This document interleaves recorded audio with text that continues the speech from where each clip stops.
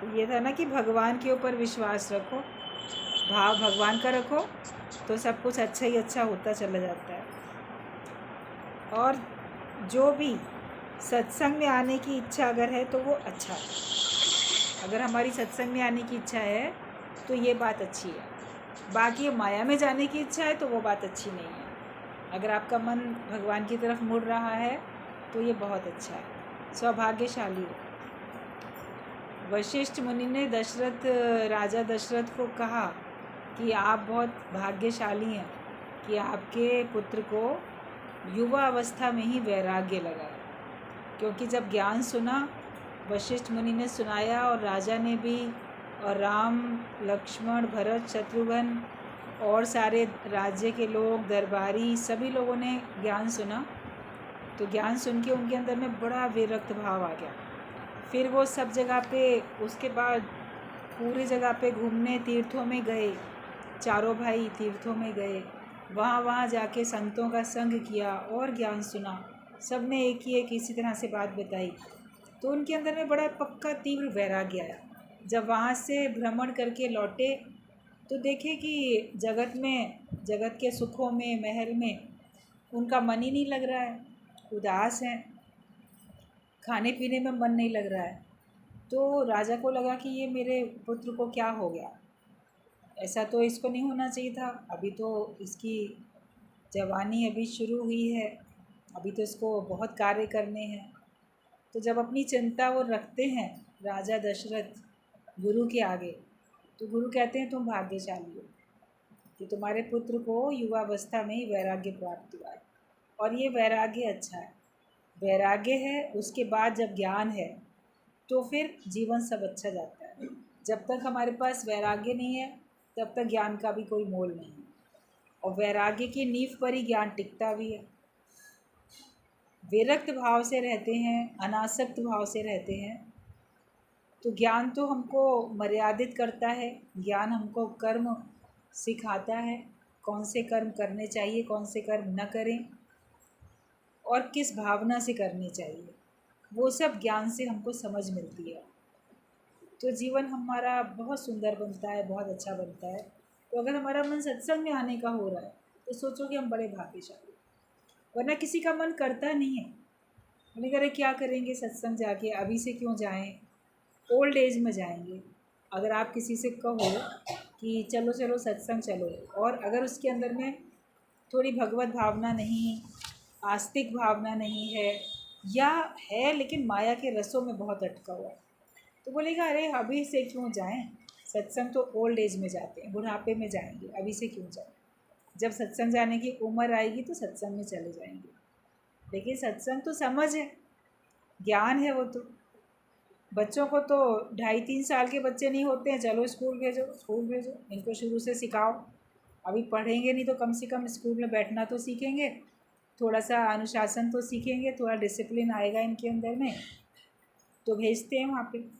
तो मन भी तो ऐसे ही बच्चा है, इसको भी अगर हम सत्संग में लाके बिठा लेंगे तो ये मर्यादा सीखेगा, शुद्ध अच्छे आचरण करना सीखेगा, कर्म अच्छे होंगे, बदकर्म आपसे हो नहीं पाएंगे। जो भी कर्म आप करोगे अच्छे, उनमें आपके अंदर अहंकार नहीं आएगा, जीवन अच्छा बनता है। तो सत्संग में आने की इच्छा होनी चाहिए कि वो हमारे लिए अच्छा है। ज्ञान में सत्संग इतना शुद्ध और पवित्र है कि कोई भी विकारी आदमी यहाँ बैठ ही नहीं सकता। ज्ञान में हमारा जीवन इतना शुद्ध पवित्र बन जाता है। और अगर किसी के अंदर में शुद्धता नहीं है तो वो टिक के बैठ नहीं सकता। जिसको संसार के सुखों में आनंद आता है, उसी में मज़े समझता है, तो वो चला भी जाता है, बोलते नहीं अभी से हम क्यों रस लेने छोड़ दें। तो जिनके अंदर में विकार हैं वो टिक नहीं पाएंगे, विकार छोड़ने पड़ेंगे। आप कामनाओं को नहीं छोड़ना चाहते, क्रोध को नहीं छोड़ना चाहते, लोभ को, मोह को, अहंकार को, इन सबको अपना हथियार समझ के इन्हीं को पास में रख के अपने को बलशाली महसूस करते कि इनकी सहायता से मैं बहुत कुछ प्राप्त कर सकता हूँ। तो विकार छोड़ना नहीं चाहता व्यक्ति। तो एक ही चीज़ रहेगी आपके पास, या तो आप विकारी जीवन जी लो और या फिर आप सदाचार वाला अच्छा जीवन जी लो, निर्विकारी जीवन जी, माया को चाहो या परमात्मा को चाहो। तो जिनके मन में इच्छाएं होती हैं वो सत्संग में टिक नहीं पाते।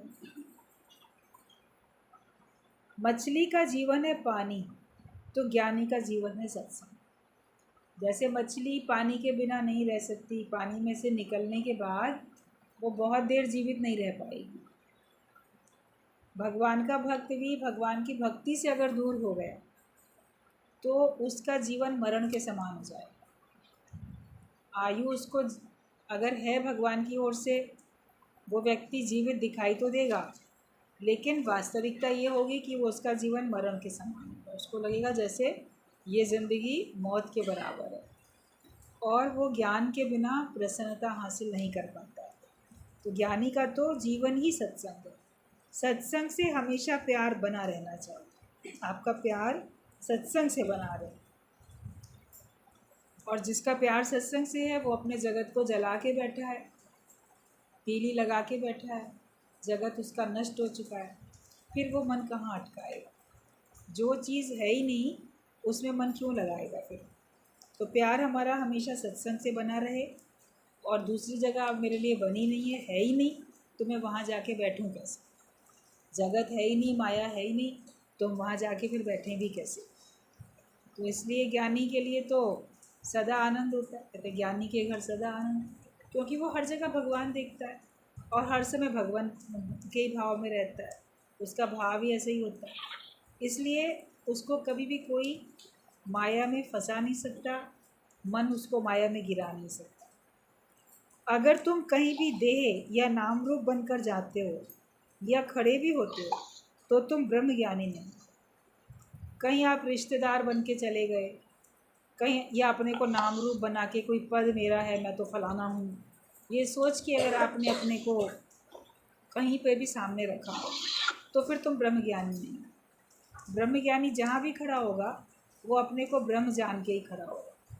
लोग उसके नाम रूप को देखेंगे, उसके पद को देखेंगे, उसी के बारे में चर्चा करेंगे, लेकिन वो स्वयं अपने अंदर में जानेगा कि ये सब बाहर की बात है, वास्तविक स्वरूप जो मेरा है मुझे तो उसी में टिक के रहना है।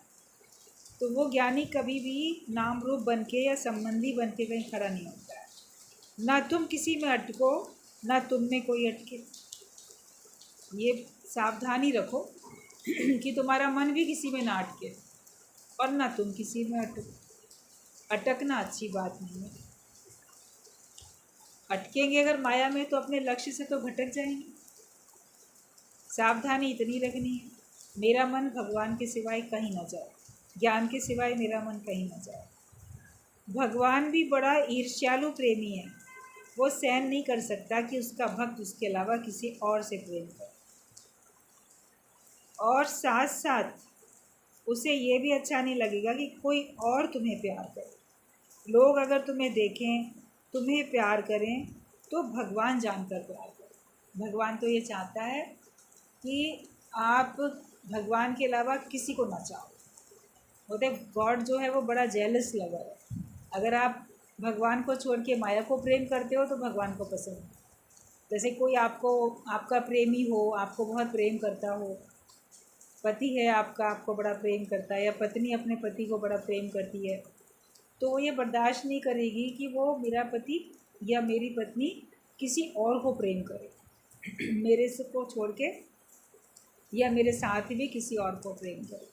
तो जो प्रेमी होता है वो तो ये सोचता है कि ये जो मेरी प्रेमिका है ये चाहे तो सिर्फ मुझे चाहे। अगर वो उसके दोस्तों की या किसी और की प्रशंसा भी मान लो करती हुई दिखेगी तो उसको बुरा लगेगा कि कहीं इसका मन मेरे में से हटके कहीं और तो नहीं जा रहा। तो वो ऐसे ईर्ष्या करता है कि ये किसी और को क्यों पसंद कर रहे। तो भगवान भी ऐसे ही जेलस लवर है। हम भगवान को छोड़ के माया को पसंद करते हैं तो उसको भी नहीं अच्छा लगता है। वो चाहता है बस मेरा भक्त सिर्फ मुझे ही चाहे, और साथ साथ भगवान ये भी चाहते हैं कि मेरे भक्त को सारा संसार नाम रूप जान के प्यार ना करे। अगर सारा संसार प्यार करे, क्योंकि प्रेम के लायक बनाता है, ज्ञान तो हमको ऐसा बनाता है कि सारा संसार हमको प्रेम करेगा, लेकिन फिर भगवान ये चाहता है कि मेरे भक्त को भी लोग जो प्रेम करें वो भगवान जान के ही प्रेम करें, नाम रूप रिश्ता नाता जान के प्रेम ना करें। हम अपने आप को इतना भगवान का रूप बना लें कि हमारे में और भगवान में कोई भी अब अंतर ना रहने पाए, किसी में भी किसी प्रकार का अंतर ना रहने पाए। आपको देखे कोई तो उसको लगे जैसे मैंने भगवान को ही देख लिया, भगवान के अलावा कोई और दूसरा है ही नहीं। जो इतनी अच्छाई के रास्ते पे चलते हैं, सबका इतना भला करते हैं, तो उन्हीं को तो लोग कहते हैं ये तो बिल्कुल जैसे भगवान का रूप है, ये तो एकदम भगवान के जैसा है। तो अपने आप को ईश्वर के जैसा, वैसे गुण, वैसा स्वभाव, वैसे भाव, उसी में अपने को ढालते चले जाओ। किसी और से अपनी तुलना करने की आवश्यकता नहीं है, लेकिन अपने को देखो और भगवान को देखो। बोले तो ही मोही मोही तो ही अंतर कैसा। अब मेरे में तुम्हारे में कोई अंतर ही नहीं है। अंतर दिख भी रहा है तो जैसे जल तरंग और कनक कटक जैसा, जैसे कंगन और सोना, समुद्र की जल की लहर और समुद्र। कहने में अंतर आता है मगर है तो एक ही, तो अंतर है ही नहीं। और अगर अंतर है भी तो जैसे पानी और पानी की तरंगें, समुद्र और उसकी तरंगें, लहरें, नदी में लहरें उठती हैं, पानी में उठती हैं, किसी भी झील में, तालाब में, कहीं भी आपको पानी की लहरें दिखती हैं। तो पानी में और लहरों में कोई अंतर थोड़ी है, नाम अलग आता है। ये ना समुद्र की लहरें, मगर वो तो है एक ही। ये ना कंगन है, ये सोना रखा है टुकड़ा और ये कंगन है, तो कंगन और सोने के टुकड़े में अंतर थोड़ी।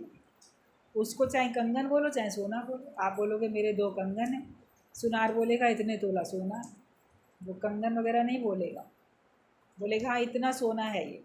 अब उसमें चाहे जो भी आपने गहने उसको दिए हों, तो अंतर कहने में आता है भक्त और भगवान में, लेकिन अगर वो अंतर होता है तो बस इस प्रकार से होता है, बाकी उसमें और कोई भी अंतर नहीं होता, कोई खोट नहीं होता है उसमें।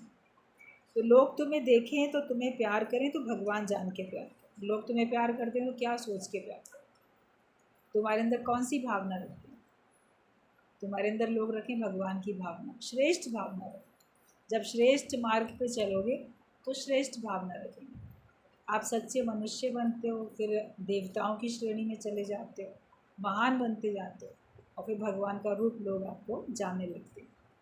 अपनी दृष्टि में आप जो अपने को बनाओगे और वैसे ही व्यवहार करोगे तो बाकी लोग भी आपके संग वैसे ही व्यवहार करेंगे। इसके लिए ज़रूरी है कि तुम्हें हर समय सत्य से के संग में ही रहना।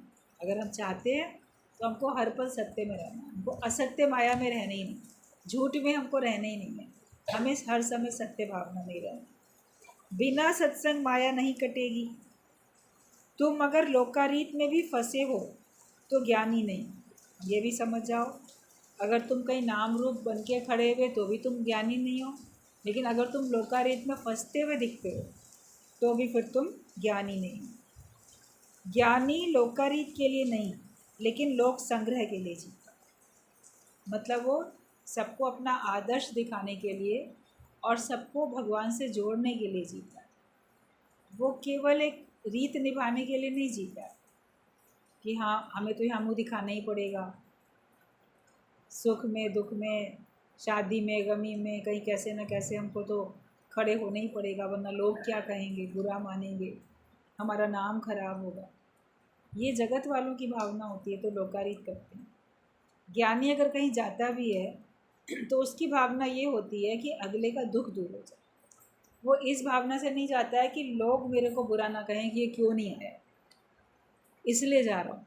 वो इसलिए जाता है कि जहाँ मैं जाऊँगा वहाँ पे मैं उसके कष्ट का निवारण करूँगा, उसके दुख को दूर करूँगा, उसको ज्ञान पक्का कराऊँगा, उसको भगवान की याद दिलाऊँगा। और सुख में भी अगर ज्ञानी आपके पास आता है, आपकी खुशी में शरीक होता है, तो वो इसलिए कि आपकी खुशी में उसकी खुशी है, इसलिए वो जाता है। और साथ साथ वो इसलिए भी जाता है ताकि आप उस सुखों में अटक ना जाओ। अगर आपके किसी सुख के समय में कोई आयोजन है, उसमें साध संगत भी आए, गुरु भी आए, तो आपका मन कैसे वहाँ खिंच जाता है, फिर आप लोकारीत में, संबंधियों में, उनमें आपका मन नहीं अटकता, आपका ध्यान नहीं रहता।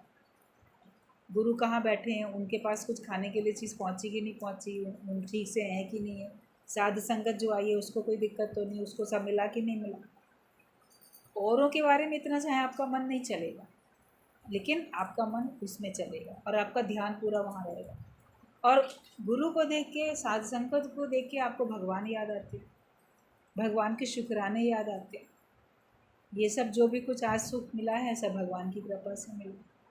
तो सुख में भी ज्ञानी ना अटकता है ना अटकाता है, और दुख में भी ना खुद अटकता है ना दूसरे को अटकाता है, इसीलिए उसका दुख सुख में आना जाना होता है। लेकिन अज्ञानी व्यक्तियों का मेरा नाम हो जाए, मैं भी गया, वो इस भावना से दुख में भी जाएंगे, मेरा नाम हो ना, देखो मैं गया था तुम्हारे दुख में शामिल हुआ, या मैं तुम्हारे सुख में शामिल हुआ, तो वो अपने लिए जाते हैं। अज्ञानी व्यक्ति लोकारित अपने लिए, अपने नाम के लिए करते हैं, और ज्ञानी वही कर्म करता हुआ दिखता भी है तो दूसरे के अटकाव को हटाने के लिए, कि माया के दुख सुख में वो अटके नहीं, इसलिए जाता है ज्ञानी। तो ज्ञानी तो लोकारित करता नहीं, वो लोक संग्रह के लिए जीता है। तुम ये परवाह मत करना कि हम किसी के पास नहीं जा रहे हैं तो हमारे पास कौन आएगा। अक्सर लोग शुरू शुरू में आते हैं, बोलते हैं अगर हम दुनियादारी में नहीं जाएंगे तो जब हमारे ऊपर दुख सुख पड़ेंगे तो हमारे पास भी कोई नहीं आएगा। गुरुजी ने एक बार ये बात कही कि तुम पहले ना जाने का अभ्यास तो करो, अब ना जाके अपने मन को स्थिर तो करो। तो गुरु कोई हमारा संबंधियों से नाता थोड़ी कटा देता है, लेकिन कभी ना जाके भी देखो, गुरु के कहने से या ज्ञान से अपना निश्चय करके उस बदनामी को सहन करके देखो, देखो ये नहीं आया। बाद में तो गुरु प्रेम भी करा देता है, एक बार अगर बोलेगा नहीं जाओ तो बाद में फिर भेज भी देगा कि जाओ उनके पास जाके उनको ज्ञान सुना के आओ। लेकिन जो हमारा मन मोह में, आसक्ति में, लोकारित में अटका हुआ था, उससे तो छुड़ाएगा ना।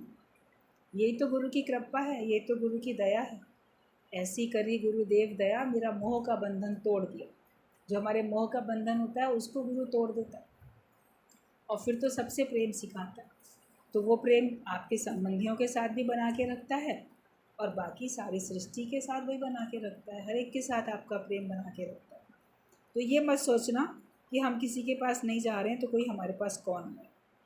तुम अपना दायरा ये सत्संग का रखोगे तो सारी सृष्टि तुम्हें प्यार देने के लिए आएगी, और तुम्हारा भाव भगवान का है तो वो भी नाराज़ नहीं होंगे, क्योंकि उनके घट में भी तो भगवान विराजमान है। अगर हम अपने संबंधियों की परवाह करते हैं तो फिर हमारे अंदर में ज्ञान नहीं है। लेकिन अगर हम भगवत भाव में रहते हैं तो आप देखो, आपका किसी से कोई वैर नहीं, विरोध नहीं, कोई शत्रुता नहीं, कोई लेना नहीं, कोई देना नहीं, आपका भगवत भाव है सबके लिए, तो वो लोग भी आपसे नाराज़ नहीं होते। वो बोलेंगे कि अरे ये तो हमारी संबंध सत्संगी है, इसके लिए सत्संग सर्वोपरि है, भगवान का ज्ञान, भगवान सर्वोपरि है। तो वो भी केवल प्रेम ही देंगे आपको, लेकिन ना वो आपसे बंधेंगे और ना आपको बांधेंगे, हमारा ही मन उनमें बंधता है। आजकल के ज़माने में संबंधियों को आपकी उतनी परवाह नहीं है, लेकिन जिनके अंदर मोह व्याप्त है, लोकारीत या अपना नाम चाहिए, उन्हीं को परवाह होती है, वो ही जाते हैं। यूँ तो कभी किसी भी कारण से आपका शरीर अस्वस्थ हो जाए, कोई और कारण बन जाए, तो भी तो आप इनकार करोगे ना, मैं इस समय नहीं खड़ा हो सकता तुम्हारे दुख सुख में, उसको भी वो लोग एक्सेप्ट करेंगे। और सत्संग के कारण से भी अगर मान लो आपका किसी वजह से उनके पास जाना नहीं हुआ उस अवसर पे, दुख या सुख के अवसर पे, तो वो भी वो एक्सेप्ट करेंगे कि उनको ज़ोर नहीं दे सकते, भाई वो लोग तो सत्संगी हैं, आएंगे तो बहुत अच्छी बात है, नहीं आए तो उनकी मर्ज़ी है। नाराज़ कोई नहीं होता है, अपना ही मन सोचता रहता है, मैं मुँह नहीं दिखाऊंगा ना तो ये लोग नाराज़ हो जाएंगे। जिसको भगवान में विश्वास है, जो लोक संग्रह के लिए जीता है, वो इस प्रकार की लोकारीत में कभी फंसता नहीं, और इससे तो छूटना। गुरु नानक देव ने भी बोला है कि पहले तजिए हो मैं प्रीत, दूजा त्यागे लोकारीत। ये पहले अपने शरीर की माया, अपने स्वयं से प्रीत जो है मोह, उसको छोड़ो। मैं हूँ नाम रूप बन के जो चलते हो, संबंधी बन के जो चलते हो, उससे अपने आप को उपराम करो। मैं हूँ ही नहीं, अपने को तो काटो पहले। खुद बन के बैठोगे, मैं किसी की माँ हूँ तो बच्चे नाराज़ ना हो, मैं किसी की पत्नी हूँ तो पति नाराज़ ना हो, मैं किसी का ये संबंधी हूँ तो फलाना ना मेरे से नाराज़ हो। तो ये सब होता रहता है। तो पहले अपने मैं को तो ख़त्म करो। मैं हूँ ही नहीं, लोकारीत में मैं क्यों जाऊँ फिर, या मैं क्यों निभाऊँ? तो पहले तो उसको तजो, अपनी मैं को, देह वाली मैं को तज दो, और उसके बाद फिर लोकारीत को तज। फिर सहज हो जाओ, सहजता से जहाँ चले गए, स्वेच्छा से, ईश्वर इच्छा से, और वापस आ गए। लेकिन कोई तुम्हें बांध ना सके, तुम्हें यहाँ ज़रूर जाना है, तुम्हें यहाँ ज़रूर आना है, तुम्हें ये काम ज़रूर करना है। ज्ञानी के लिए भगवान की भक्ति से ज़रूरी और कोई काम नहीं होता, सबसे ज़रूरी काम उसका वही होता है। तो हम ये ना सोचें कि हमारे पास फिर कोई नहीं आएगा, लेकिन तुम ये देखो कि तुम अगर सत्संग में अपने को बना के रखोगे, दायरा ये रखोगे, तो सारी सृष्टि तुमको प्रेम देने के लिए, साथ देने के लिए आएगी।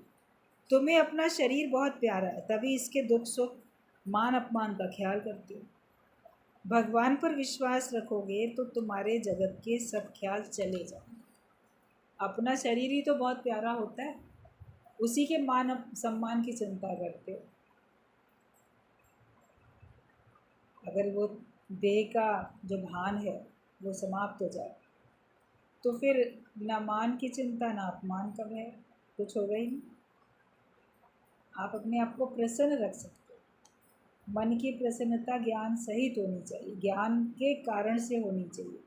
जो अपनी आत्मा से, अपनी आत्मा में संतुष्ट रहता है, वो ही स्थिर बुद्धि वाला, स्थित प्रज्ञ का लक्षण उसी का ही बुलाता है। ब्रह्मज्ञानी वही है जो अपने स्वयं में संतुष्ट है।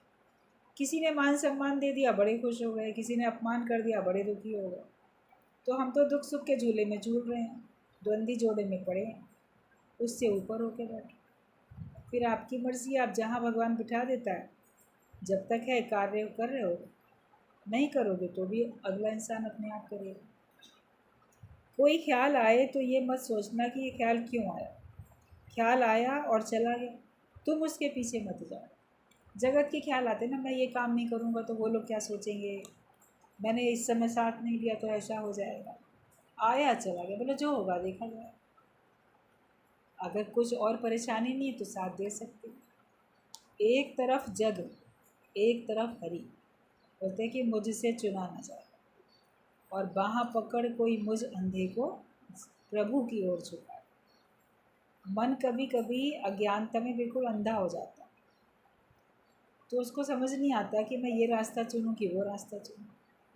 प्रार्थना ये होनी चाहिए कि जैसे मैं अंधा हूँ तो कोई मेरे को बाँह पकड़ के भगवान के रास्ते पे ही ले जाए, क्योंकि एक तरफ तो संसार का रास्ता है, एक तरफ जग है, पूरा जगत है, और एक तरफ भगवान। हम नहीं चुन पा रहे इस समय, हम क्या करें? हम लोकारित में जाएं, भगवान की तरफ जाएं, कहाँ जाएं? इसका मुंह देखें कि उसका मुंह देखें? घर वालों की माने कि गुरु की माने? क्या माने इस समय? अपने अंदर में केवल स्थिरता रखो और बोलो कि जो मार्ग मुझे भगवान की तरफ लेके जाता है, मुझे उस मार्ग पे चलना है।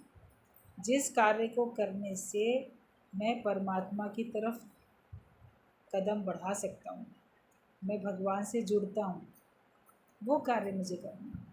लेकिन जिस कार्य को करने से हम जगत से और माया से जुड़ते हैं, संबंध से जुड़ते हैं, उसको इनकार करते जाओ। निष्काम कर्म जब आता है या गुरु की कोई आज्ञा आती है, वो हमको माया से छुड़ाने के लिए आती है, निर्बंधन करने के लिए आती है। उसके लिए शुक्राने गाओ कि बहुत शुक्र है मेरे सामने आज निष्काम कर्म आया, या मेरे सामने कोई गुरु की आज्ञा आ गई जिसको मुझे मान लेना चाहिए। वरना अपना मन बोलेगा अभी नहीं मान सकते, तब नहीं मान सकते, बाद में करेंगे। तो कल तो किसी ने भी नहीं देखा है, कल क्या होगा कौन जान सकता। बुढ़ापे में सत्संग करेंगे तो बुढ़ापा किसने देखा, और उसमें तुम कर पाओगे सत्संग कि नहीं कर पाओगे, कौन जाने। आज नहीं तो कभी नहीं। हमेशा गुरु जी का ये कहना होता था, ये ज्ञान अभी नहीं तो कभी नहीं का, नाउ और नेवर। या तो अभी पक्का करो, नहीं तो तुम कभी नहीं कर पाओगे। जो शुरू में जितना अपने बंधन काट लेता है, शुरू में जो जितना पक्का निश्चय कर लेता है, वो उसका अंत तक बना रहता है। और जो सोचता है धीरे धीरे करेंगे, बाद में करेंगे, तो वो कच्चा रह जाता है, फिर वो उतना पक्का उसका बाद में हो नहीं पाता है। गुरु के सामने तुम जितना माया रहित अपने को कर सकते हो, गुरु का शरीर रहते रहते जितना तुम अपने आप को निर्बंधन कर सकते हो, निश्चय में ला सकते हो, उतना पक्का हो जाएगा। उसके बाद में तो गुरु का शरीर सामने नहीं होगा, तो फिर आपको फिर तब कैसे पक्का होगा? फिर तो बहुत ही आपको मेहनत करनी पड़ेगी अपने आप से, बहुत विशेष अपने ऊपर कृपा करनी पड़ेगी, तब जाके आप अपने आप को पूर्ण बना पाओगे। लेकिन गुरु के सामने, उसके सानिध्य में सहज से हो जाता है। ये सहज की नाव केवटिया सतगुरु, तो फिर तो हम सहजता से पार लग ही जाते हैं, फिर हमें कोई मेहनत नहीं करनी पड़ती है। तो कोई ख्याल भी अगर आते हैं संसार के, तो हम उनके पीछे नहीं जाए, बोले आए और चले, जो होगा देखा जाएगा। लगन सतगुरु से लगा बैठे, जो होगा देखा जाएगा। तुम आत्मा रूपी सागर हो और तुम में जगत रूपी लहर उठी भी, तो तुम्हें कोई नुकसान नहीं होगा। जब तुम ऐसे आत्मिक निश्चय में आ जाओगे, तो अगर तुम्हारे अंदर कोई लहर उठी भी, कोई ख्याल आया भी, तो तुम्हें नुकसान नहीं होगा। समुद्र के अंदर लहर उठती है तो समुद्र को कोई नुकसान नहीं होता।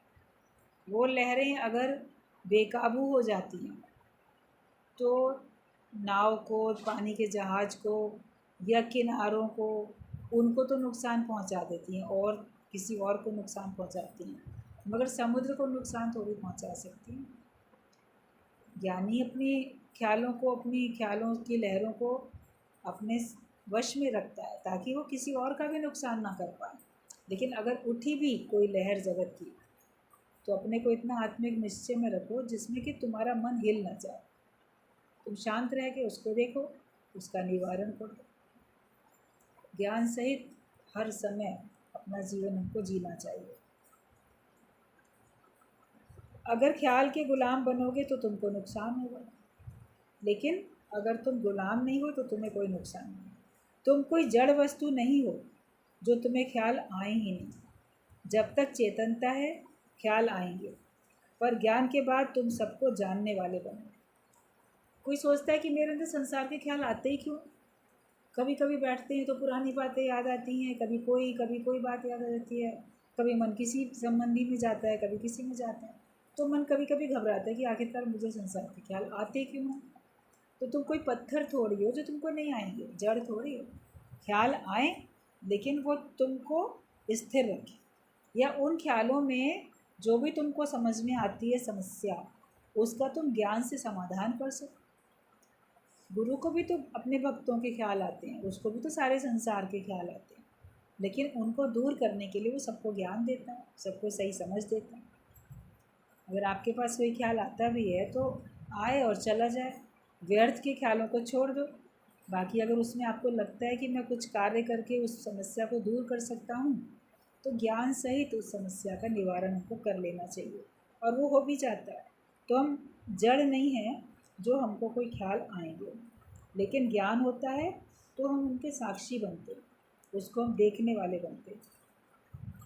हर ख्याल की दवाई है कि तू आत्मा है। जो भी विचार उठता है, जो विचार तुमको हलचल में लाता है, व्याकुल करता है, आप दुखी परेशान होते हो, तो बोलते हो इसके लिए मैं क्या ऐसा विचार दूं अपने को जो मेरा एक कष्ट दूर हो जाए। तो कोई भी ख्याल आए, कैसा भी, सारे मर्ज़ की, सारे रोगों की एक ही दवाई है कि तू आत्मा है। बस जहाँ आपने अपने को आत्मा माना, आत्मिक निश्चय में आए, तो देखो वो सारे ख्याल एकदम छूमंतर हो जाते हैं, सब खत्म हो जाते हैं। तुझ आत्मा में ना जगत है, तू जीव ही नहीं है, न जीव है न जगत है, तो फिर ख्याल किस बात का? आया चला गया। मतलब मुझ में, मेरे अंदर ये जगत है ही नहीं, लेकिन ये ख्याल अगर उठते हुए दिख भी रहे तो ये मेरा नुकसान नहीं पहुंचा सकता। ये संसार का व्यापार होगा और मैं इसका साक्षी, इसको मैं देखने वाला हूँ इसको। ये हर ख्याल का बस एक ही इलाज है, एक ही दवाई है कि तू आत्मा है। अपने मन को जवाब दो कि मैं आत्मा हूँ, ये जगत मुझ में है नहीं। इस तरह के विचार से मन चला जाएगा। मन को अगर साथ देंगे तो दुख और सुख लगेगा। अगर हम मन की बातों को हामी भरेंगे, साथ देने का मतलब है जो आपका मन आपको सुनाता रहता है, जो आपका मन आपसे कहता रहता है, तो अगर हम उसको बोलेंगे हाँ मेरा मन सही बोल रहा है, तो फिर तुम्हें या दुख लगेगा या तुमको सुख लगेगा। फिर तुम दुख सुख के झूले में ज़रूर झूलते रहोगे और तुम्हें दुख सुख असर करेगा। तुम भगवान को इतना प्यार करो कि तुम भगवान का रूप बन जाओ। इससे हर वक्त भगवान की ही चलेगी। तुम मन के मास्टर बन जाओ। मन के रोग का व दवाई का तुम्हें पता चल जाए। डॉक्टर जो होता है वो बीमारी को भी जानता है और बीमारी का इलाज किस दवाई से करना है वो भी जानता है। तो हम भी ऐसे हो जाएं कि हम अपने मन को भी जानें और मन को मैं कैसे ठीक कर सकता हूँ इस बात का भी हमको पता चल जाए। इतना अपने को ज्ञानवान बनाए। मन के रोग का और वो दवाई का भी तुमको पता चल जाए। तुम अपने मन के इतने मास्टर बन जाओ। अगर किसी की निंदा करोगे या सुनोगे तो तुम में अहंकार आएगा, और अगर प्रशंसा करोगे या सुनोगे तो हीनता आएगी। इसलिए तुम प्रशंसा और निंदा दोनों से बचकर, प्रशंसा भी बहुत अगर करते हो ना किसी की, प्रशंसा करने योग्य है, आपने उसकी प्रशंसा कर दी, मगर साथ में फिर भगवान को याद किया कि भगवान ने उसको इस लायक बनाया। और कोई भी इस लायक बन सकता है। प्रशंसा भी करो, लेकिन बहुत किसी की प्रशंसा सुनते रहने से या खुद भी करने से आपके अंदर हीन भावना आ जाती है। वो तो इतना श्रेष्ठ है, वो तो इतना कर सकता है, हम नहीं कर सकते। बार बार वो ऐसा कर सकता है, हम नहीं कर सकते। कभी औरों की भी बहुत प्रशंसा हर टाइम कोई सुनता ही रहता है। छोटी छोटी बातों में भी वो तो ये काम कर लेता है, हम नहीं कर पाते। नहीं कर पाते हो तो जितना कर पाते हो, जब उस लायक बन जाओगे तुम भी कर पाओगे, या भगवान को जिससे जो काम लेना होगा वो करेगा। तो हीन भावना आने लग जाती है। अगर प्रशंसा सुनते हो तो हीन भावना आती है, और निंदा सुनते हो किसी की तो आपको अहंकार आता है कि देखो वो ख़राब है, मैं तो नहीं हूँ कम से कम इतना ख़राब, मेरे अंदर ये खराबी नहीं है। तभी निंदा सुनने में भी अच्छी लगती है और मुख से भी निंदा निकलती है। तो निंदा और स्तुति दोनों से हमको अलग उठना है। ना निंदा में ना प्रशंसा में, दोनों से बच के रहो। जहाँ तुम्हारी बड़ी प्रशंसा होती हो वहाँ से भी बचो, जहाँ तुम्हारी निंदा होती रहती है वहाँ से भी बचो। पूरा टाइम ऐसी जगह बैठे रहोगे जहाँ लोग लगातार तुम्हारी निंदा ही करते रहेंगे, तो फिर उससे क्या होगा कि आप आगे बढ़ नहीं पाओगे। आपके अंदर हीन भावना आ जाएगी। और बहुत लोग आपकी प्रशंसा करते रहेंगे तो अहंकार आ जाएगा, तो भी उन्नति रुक जाएगी। इसलिए बैलेंस बना के चलना चाहिए। अपनी भी निंदा प्रशंसा जहाँ होती हो वहाँ पे बहुत नहीं अटको। प्रशंसा होती है तो परमात्मा को रिडायरेक्ट करो, निंदा होती है तो अपने कर्मों को चेक करो, अंतर्मुखता में जाओ। अगर वो खोट है, वो कमी है तो उसको दूर करो, और हमेशा भगवान को आगे रखो। खुद तो बचो, निंदा तो करने से टोटल बचना है। किसी की बात अगर किसी को समझाने के लिए बतानी है तो अलग बात है, या किसी को उदाहरण देके उस गलत काम से बचाने के लिए आपको वो उदाहरण देना ज़रूरी है तो आप बात कर सकते हो, लेकिन निंदा के विचार से नहीं। किसी को उससे बुराई से बचाने के लिए अगर आपने बोला, उद्देश्य भी तो अपना देखो, भाव भी तो अपने देखो, किस वजह से आपने किसी को कुछ कहा, ताकि आपके अंदर में अहंकार और हीन भावना दोनों से आपका छुटकारा हो जाए। काम हमको ऐसा करना है कि निंदा और प्रशंसा दोनों से हमको बचकर चलना। जगत में दोनों बातें लोगों को बहुत सुनने को मिलती रहती हैं। कहीं आपकी निंदा होती रहती है, जो आपकी निंदा करते हैं उनसे आप शत्रुता का भाव रखते जाते हो। कोई आपको किसी बात के लिए टोक देगा तो भी बुरा लगेगा, उसने मुझे क्यों कहा ऐसा, तो मैं हूँ और मैं बड़ा अच्छा हूँ तो उसने मुझे क्यों कहा। उसने कहा तो सिखाने के लिए बोला हो, या वो किसी गलत फहमी में होगा, उसको सही बात पता नहीं होगी इसलिए बोला हो। ये तो दो बातें हो सकती हैं, या तो वो किसी गलत फहमी के कारण से बोलेगा या सिखाने के कारण से बोलेगा। दोनों बातों में हमको दुखी होने की क्या ज़रूरत है। संसार में अरे मन समझ समझ पग धरी, बहुत सोच समझ के हमको कदम बढ़ाने पड़ते हैं। अपने आप को कैसे संसार में रहते हुए उपरामता में रहना है, ये बात हमको ज्ञान से सीखने को मिलती है। और जब हम सीख लेते हैं उसके बाद हमारा जीवन जीना आसान हो जाता है। लोगों के लिए जीवन जीना कठिन होता है, कहते बड़ा दुभर हो गया है जीना, तो माया में तो थकान होती है। लेकिन जब भक्ति भाव में रहते हो तो आप बोलोगे जीवन जीना कितना सरल है, कितना आसान। कोई परवाह ही नहीं, कोई चाह नहीं, कोई परवाह नहीं। अपने कर्मों के प्रति हम सुजाग हैं, अपना भगवान को जीवन देते चले जा रहे हैं। बच जाओ इन बातों से, माया की बातों से, तो फिर हमारा इसी जन्म में बेड़ा पार हो जाएगा। निंदा स्तुति दोनों से हमको बच के रहना।